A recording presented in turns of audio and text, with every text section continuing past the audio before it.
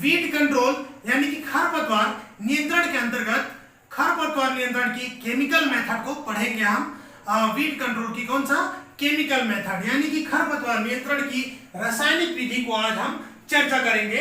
तो हमारे जितने भी जो नए साथी लोग हैं चैनल को सब्सक्राइब नहीं किए हैं वो लोग चैनल को सब्सक्राइब कर लें, जल्दी से बायोटूब परिवार के हिस्सा बने और बेल आइकन के बटन को आप लोग क्लिक करना ना भूलें, क्योंकि इसी से क्या है आपको नोटिफिकेशन मिलेगा नया वीडियो का।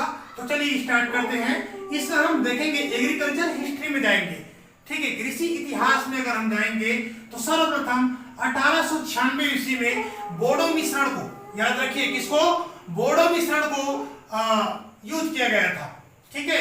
एग्रीकल्चर फील्ड में बोडो मिश्रण को यूज किया गया था। हम दूसरा चीज अगर हम बात करें, भारत में सर्वप्रथम 1937 में पंजाब में प्रयास किया गया था जो केमिकल को यूज करने के लिए, नींदनाशक यूज करने के लिए 1937 में सर्वप्रथम जो प्रयास किया गया था भारत के पंजाब में किया गया था। और नियंत्रण के लिए किसके किया गया था, जो कार्थमम ऑक्जिन था, ठीक है, जो कार्थमम ऑक्जिकेंथा के नियंत्रण के लिए सोडियम आर्सेनेट का उपयोग किया गया था, ठीक है। याद रखिए किसका, कार्थिमम ऑक्जिकेंथा के उपयोग के लिए सोडियम आर्सेनेट का उपयोग किया गया था। कहां जी, पंजाब में।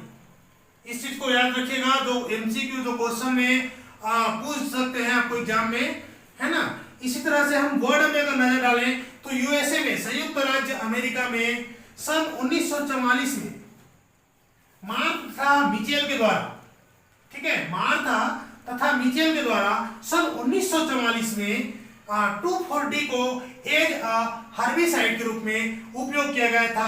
और 2,4-D का फुल फॉर्म होता है 2,4-डाइक्लोरोफिनॉक्सी एसिटिक एसिड, ठीक है। तो 2,4-डाइक्लोरोफिनॉक्सी एसिटिक एसिड का मार्क तथा मिचेल के द्वारा 1944 में एज हर्बिसाइड से इस्तेमाल किया गया था।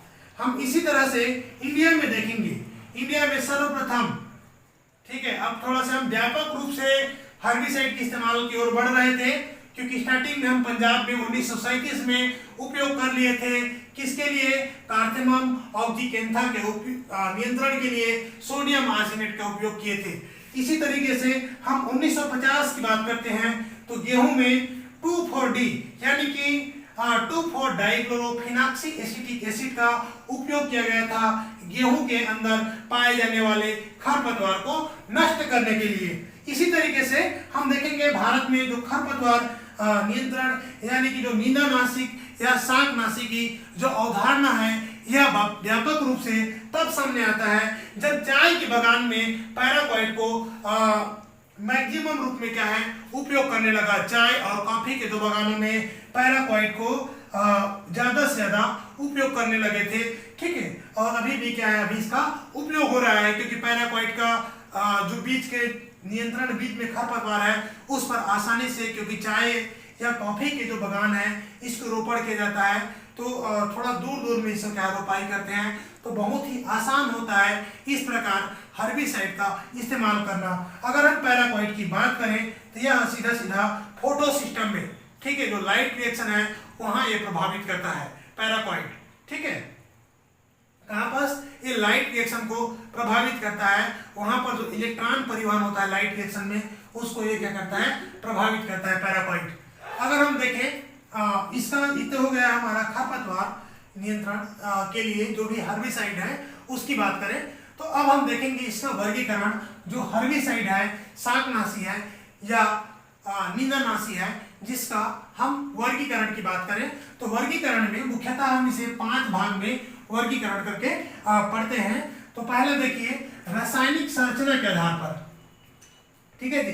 तो पहला हम इसका वर्गीकरण करेंगे रासायनिक संरचना के आधार पर। हम आगे सबको थोड़ा थोड़ा करके पढ़ेंगे, क्योंकि आपको बहुत ही डिटेल नहीं पढ़ना है ना, बहुत शॉर्टकट भी नहीं चलना है, क्योंकि एग्जाम है वो आपका क्या है, पीएससी लेवल का है, तो ध्यान रखिएगा। दूसरा चीज क्या है, वर्णात्मकता के आधार पर, ठीक है। दूसरा क्या है, वर्णात्मकता के आधार पर, है ना, हम यहाँ पास जो हर्बिसाइड है उसका डिस्कस करेंगे। तीसरा क्या है, शाकनाशी के स्थानांतरण के आधार पर। हम यहाँ पर स्थानांतरण के आधार पर किस किस तरह से जो शाकनाशी है स्थानांतरण होता है उसको देखेंगे। अब देखेंगे छिड़काव के समय के आधार पर। हम क्या करते हैं, प्लांट के विभिन्न अलग अलग ड्यूरेशन में इस हर्बिसाइड का उपयोग करते हैं, वहां पर हम देखेंगे छिड़काव करने की विधि के आधार पर। अब छिड़काव करने का बहुत सारा जो विधि है इसके आधार पर भी हम क्लासिफाई करके शाकनाशी को पढ़ेंगे। इसके अलावा हम यहाँ पर देखें तो ये जो हर्बिसाइड है साथियों, आप लोग वीडियो को बिना स्किप किए पूरा देखें ताकि आपको सारा जो शाकनाशी बहुत ही इंपॉर्टेंट आपका जो शाकनाशी है हम भी डिस्कस करेंगे। इसके अलावा बहुत सारी चीजें हैं इसमें। तो चलिए पहला आते हैं रासायनिक संरचना के आधार पर। हम देखेंगे हर्बिसाइड को रासायनिक संरचना के आधार पर हम यहाँ पर इसे दो भाग में बांट के पढ़ते हैं, एक है अकार्बनिक और दूसरा कार्बनिक। तो देख लीजिए जो अकार्बनिक या जो इनऑर्गेनिक है, यहाँ पर सर्वप्रथम जो प्रयोग हुआ था जो इनऑर्गेनिक हर्बिसाइड के रूप में, यहाँ पर देख लीजिए, याद रखिएगा, आर्सेनिक अम्ल, सल्फ्यूरिक अम्ल, sodium arsenate, sodium chlorate, borax, copper nitrate आदि का उपयोग क्या है ऑर्गेनिक हर्बिसाइड के रूप में किया गया था या अकार्बनिक इनऑर्गेनिक हर्बिसाइड के रूप में इस्तेमाल किया गया था।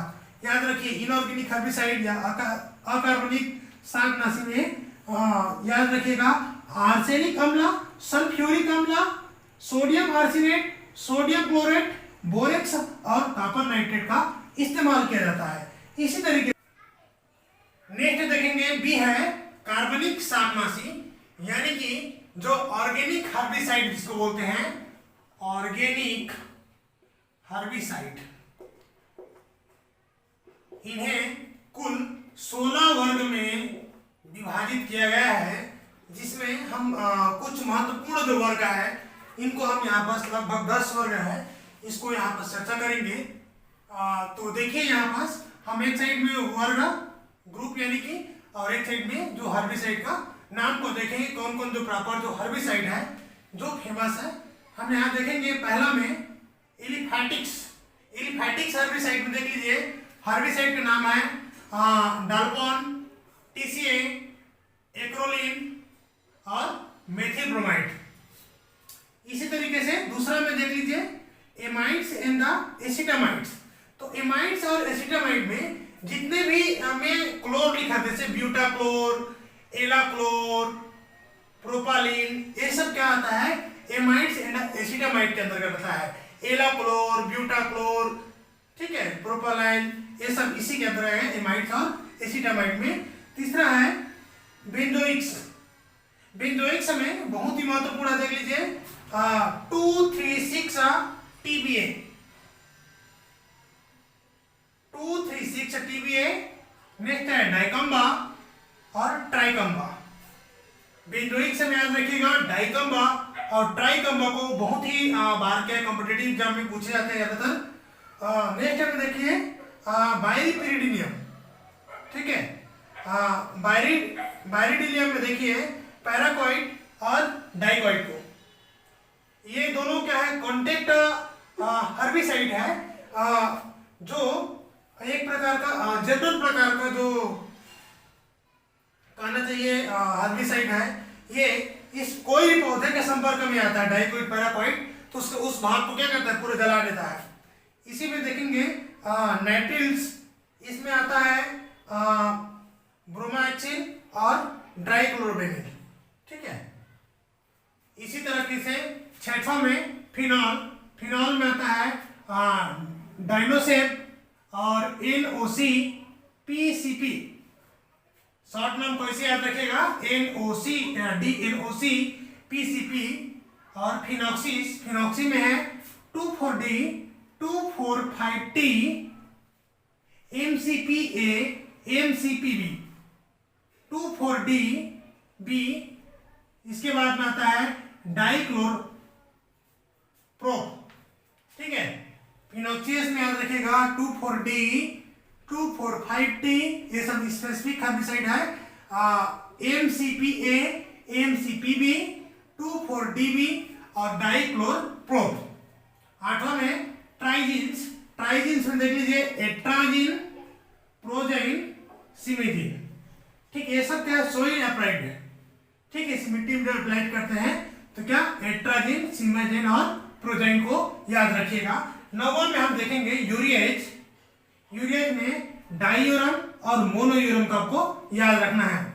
यूरेसिल, यूरेसिल में आप लोग म्यूटेशन पढ़े होंगे तो पता होगा, है ना, ब्रोमोयूरेसिल और टर्बेसिल। ठीक, ये दो हर्बिसाइड है यूरेसिल्स में, ब्रोमोयूरेसिल और टर्बासिल। अब हम कुछ महत्वपूर्ण हर्बिसाइड के फुल नाम भी देख लेंगे। 2,4-D, 2,4-D को बोलते हैं 2,4-डाइक्लोरोफिनॉक्सी एसिटिक एसिड के नाम से जानते हैं। इसी तरीके से 2,4-DB, ठीक है, तो 2,4-DB की बात करें तो यह होता है 2,4-डाइक्लोरोब्यूट्रिक एसिड के नाम से जानते हैं। 2,4-DB को क्या बोलते हैं? 2,4-डाइक्लोरोब्यूट्रिक एसिड। इसी तरीके से MCPA, MCPA को बोलते हैं 2-मेथाइल 4-क्लोरोफिनॉक्सी एसिटिक एसिड। फिर क्या आता है? डेप्लॉन, डेप्लॉन में 2,2-डाइक्लोरोप्रोपेनोइक एसिड। तो इस प्रकार से आपको कार्बनिक शाकनाशी का 16 वर्ग में से कुछ वर्ग को याद रखना है।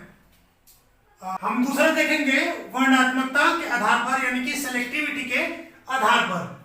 हम सेलेक्टिविटी के आधार पर हर्बिसाइड को देखेंगे तो मुख्यतः सेलेक्टिविटी के आधार पर दो भाग में बांटा जाता है, एक सेलेक्टिव हर्बिसाइड और दूसरा नॉन सेलेक्टिव हर्बिसाइड। ठीक है, तो दो प्रकार के हम हर्बिसाइड देखेंगे। तो सेलेक्टिव जो हर्बिसाइड है, यह हर्बिसाइड वे हर्बिसाइड होते हैं, वे शाकनाशी होते हैं जो एक स्पेसिफिक प्रकार के, ठीक है, किस प्रकार के जी?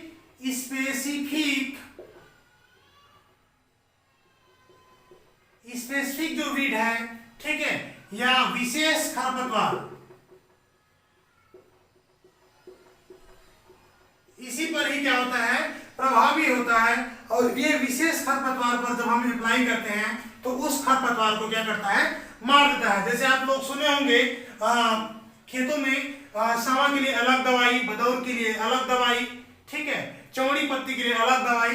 तो ये इसी प्रकार के हर्बिसाइड होते हैं, सेलेक्टिव हर्बिसाइड होते हैं जो एक स्पेसिफिक जो टारगेट, विशेष समूह के जो पौधे को टारगेट करते हैं, इसी को हम क्या कहते हैं? सेलेक्टिव या वर्णात्मक हर्बिसाइड के नाम से जानते हैं। मैं यहाँ पर सेलेक्टिव इसलिए लिखा हूं कि आपको याद हो अच्छा से, वर्णात्मक बोलने से आपको जल्दी याद नहीं होगा। तो हम यहाँ पर क्या बोलेंगे?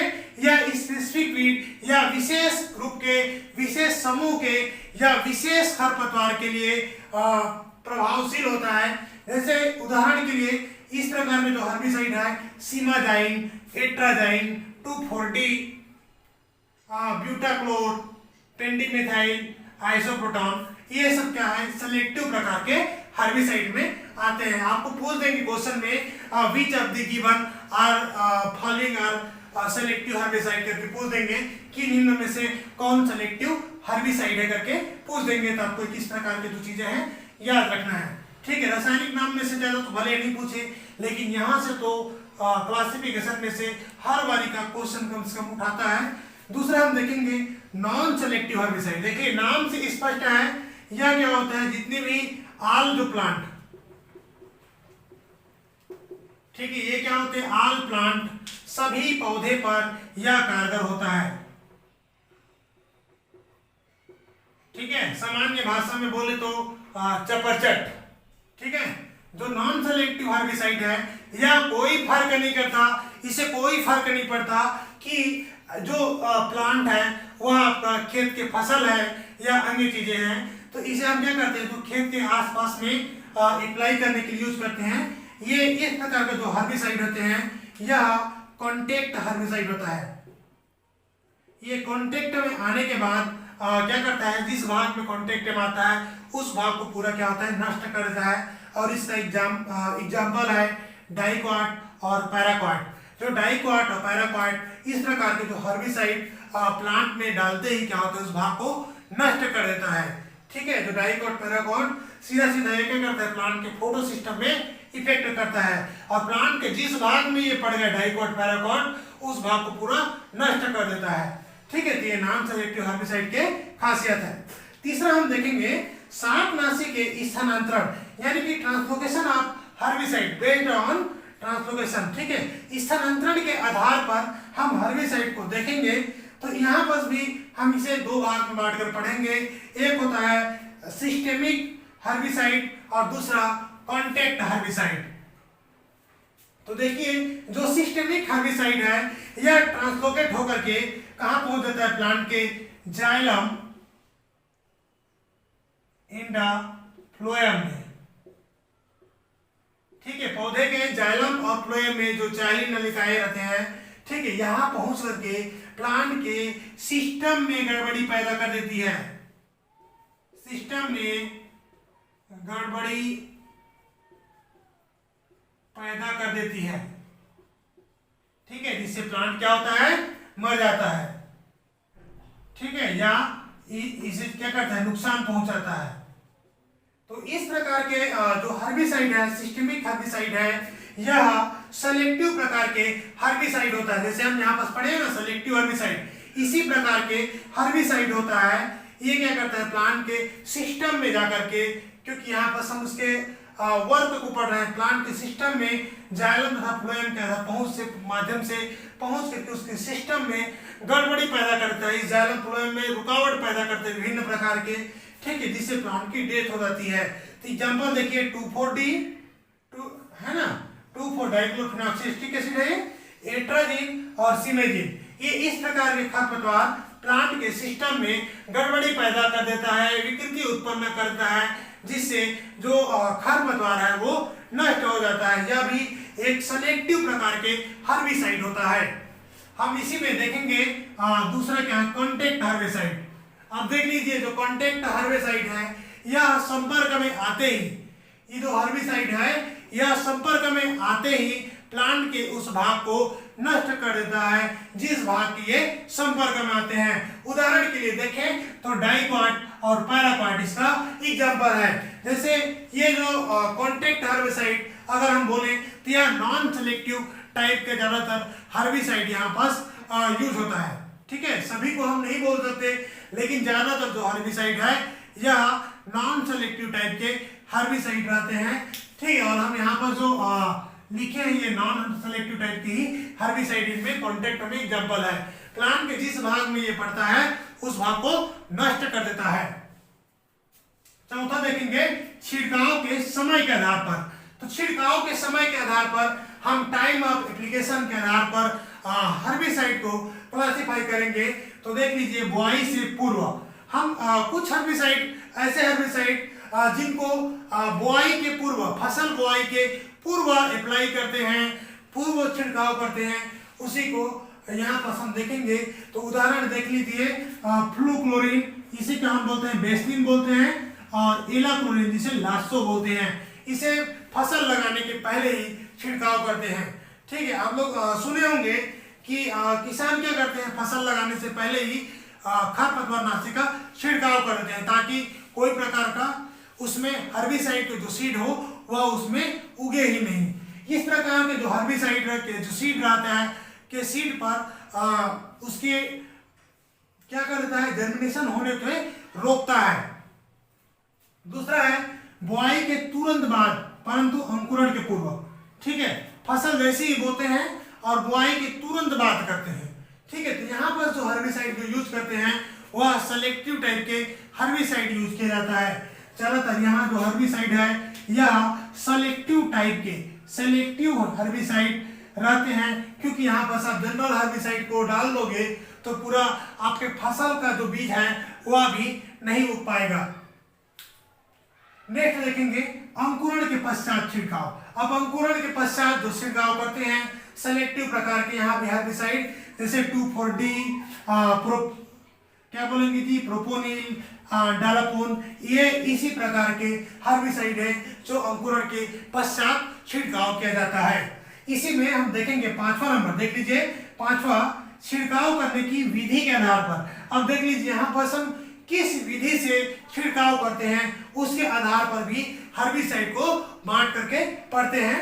तो पहला देखिए पड़िए छिड़काव यानी कि फोलिएज। तो ये इसमें जो कॉन्टेक्ट वाले जो हर्बिसाइड है, ठीक है, इसे हम खास करके ऐसे जगह में अप्लाई करते हैं जहां पर हर्बिसाइड या तो बहुत ज्यादा हो या पूरे हर्बिसाइड वाले जगह ही हो। यहाँ पर जिस पर हम डाल देते हैं उस प्लांट का सफाया हो जाता है। ठीक है, तो ये जो पड़िए छिड़काव वाले बहुत सारा जो हर्बिसाइड अभी उपलब्ध है मार्केट में, जो इसी प्रकार के विधि पर काम करता है। हम इसके पेड़ पर छिड़काव कर देते हैं और वह हर्बिसाइड नष्ट हो जाता है। मृदा छिड़काव, अब इस प्रकार के जो हर्बिसाइड आपका सेलेक्टिव हो सकता है और नॉन सेलेक्टिव भी हो सकता है। जैसे हम यहाँ पर हम देख रहे थे जो छिड़काव के समय के आधार पर, तो ये ऊपर के तो 2 हर्बिसाइड है, ये मृदा में छिड़कने का है। ठीक है, तो मृदा छिड़काव हर्बिसाइड को अगर हम बुआई के बिल्कुल पूर्व छिड़क रहे हैं तो वहां पर किस प्रकार का होगा, नॉन सेलेक्टिव टाइप का हर्बिसाइड छिड़क काम करेंगे मृदा में, जबकि फसल उगने के बाद मृदा में जो छिड़काव करते हैं वह सेलेक्टिव टाइप के हर्बिसाइड होते हैं। लास्ट है जलीय छिड़काव। अब देख लीजिए, जो जलीय में जो जल में छिड़काव करते हैं, इस प्रकार के जो हर्बिसाइड में 2,4-D और कॉपर सल्फेट 2 हर्बिसाइड आते हैं। आज के क्लास में इतना ही साथियों। अगर आपको वीडियो नॉलेजेबल लगता है, आपको लगता है कि आपका लिए उपयोगी है, तो आप लोग वीडियो को लाइक कीजिए। हमारे नए व्यूअर हैं वो लोग वीडियो को लाइक करें, सब्सक्राइब करें और बेल आइकन बटन को जरूर क्लिक करें ताकि आपको नए वीडियो की नोटिफिकेशन मिलता रहे। हमारे अभी तक आप लोग साथियों बहुत अच्छा प्यार दिए हैं। आप लोग वीडियो को ज़्यादा से ज़्यादा शेयर करें, है ना। आप लोग जितना ज़्यादा वीडियो को शेयर करेंगे उतना ज़्यादा मैं आपके साधन सुविधाओं को बढ़ाऊंगा, क्लासेस को ज़्यादा दिन तक कंटिन्यू रख पाऊंगा, है ना। क्योंकि आप लोग को पता होगा कि हर चीज़ के लिए साधन महत्वपूर्ण फैक्टर होता है। ठीक है, तो आप लोग वीडियो को ज़्यादा से ज़्यादा शेयर करें और मेरे भी जो मिशन है आप सभी तक क्लासेस को, निःशुल्क क्लासेस तो पहुंचाना मेरा मकसद है। और इसमें आप लोग घर में रहें और सुरक्षित रह करके तैयारी करें। Thank you.